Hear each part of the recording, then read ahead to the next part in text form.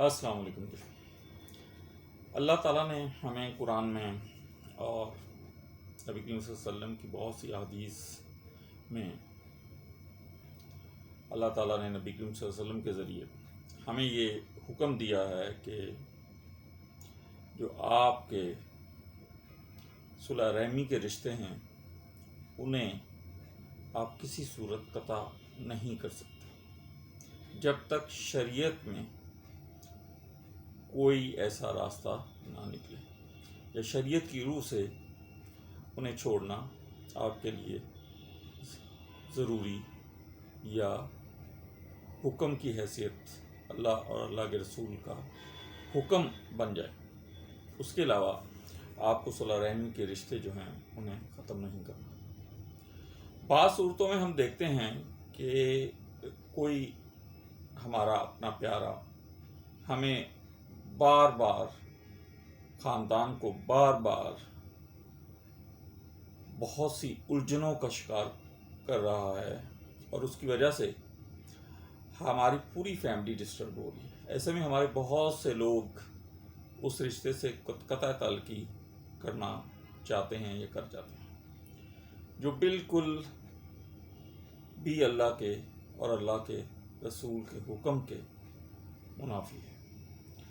آپ نے اپنے اس تعلق کو، جو تعلق آپ کی فیملی کے لیے پرابلم بن رہا ہے، اسے قطع تعلق نہیں کرنا۔ آپ نے اس رشتے کو مدھم کر دینا ہے اور ساتھ ساتھ اس کی اصلاح کی کوشش کرنی ہے۔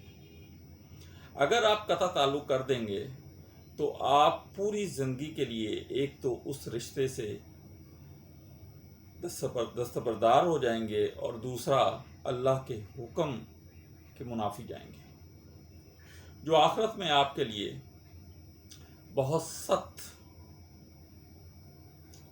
ثابت ہو سکتا ہے۔ اگر آپ اپنے فیملی کے ایلڈر ہیں تو آپ ایسے رشتے کو مدھم کر دیں تاکہ جھگڑے جو ہیں وہ کم ہو جائیں، یا ویسے فیملی ممبر بھی آپ اس رشتے کو مدھم کر دیں۔ مدھم کا مطلب یہ ہے کہ اس کی باتوں کو زیادہ امپورٹنٹ نہ سمجھیں، اسے کوئی امپورٹنٹ کام تفویض نہ کریں، اس سے کوئی توقع نہ رکھیں، مگر ساتھ ساتھ اس کو محبت کی بوندیں جو ہے وہ تحفے میں دیتے رہیں تاکہ اس کی نیچر آہستہ آہستہ بدل جائے۔ اس طرح سے کیا ہوگا کہ آپ کی فیملی کے اندر جھگڑے اور پریشانیاں بھی ختم ہو جائیں گی اور کسی بڑے جھگڑے سے بھی آپ بچ جائیں گے، کیونکہ آپ قطع تعلق نہیں کر رہے، اللہ کو بھی راضی کر رہے ہیں، اللہ کے رسول کو بھی راضی کر رہے ہیں، اور اس رشتے کو کھونے کا کرب بھی آپ محسوس نہیں کر رہے۔ اللہ تعالیٰ آپ کا حامی ہو، ناصر ہو۔ حامد عزیز کو اجازت دیجیے۔ اللہ حافظ۔